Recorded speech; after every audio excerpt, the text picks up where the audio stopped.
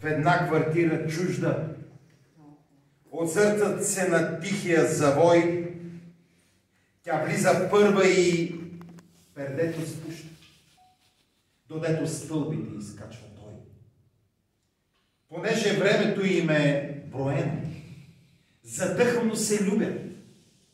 После знам, по стълбището тъмно и студено си тръгва всеки, както идва сам, и всеки бърза, сякаш е подгонен. Едва в навалицата чувства се прикрит, приличат на лица извън закона, които носят куфър с динамит.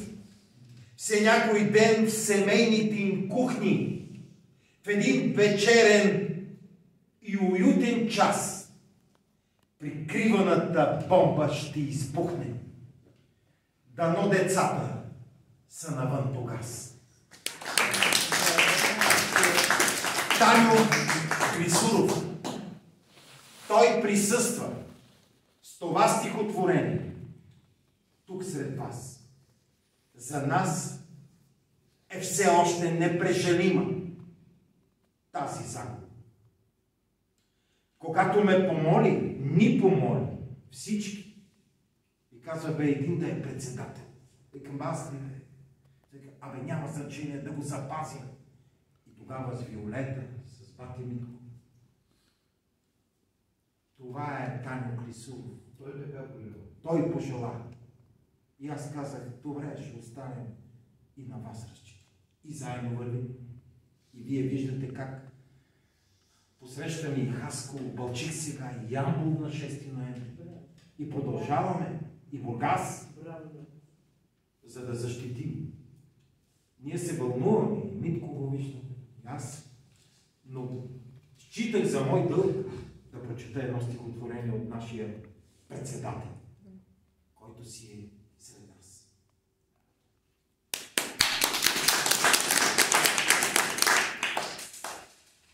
Дойде време за най-слабия. Аз вчера, съвсем откровенно ви казвам, сутринта ми се обади Роса Ранчева, журналист, много известен в Стара Загора, и тя казва, давай награденото стихотворение. Викаме, до вечера ще го награждаваме, не го нося. Тя казва, не, твоето. Кое е моето, аз нямам. Тази сутрин, вика, си получил награда. И аз отворих почтата и вярвам. Отвъд океана, от Лигата на писателите в Съединените американски щати и по света, аз съм получил специална награда. Не бих го казал, но реших, че е добре да прочета стихотворението, което е спечелило това внимание на журито. В Чикаго е било гласувано.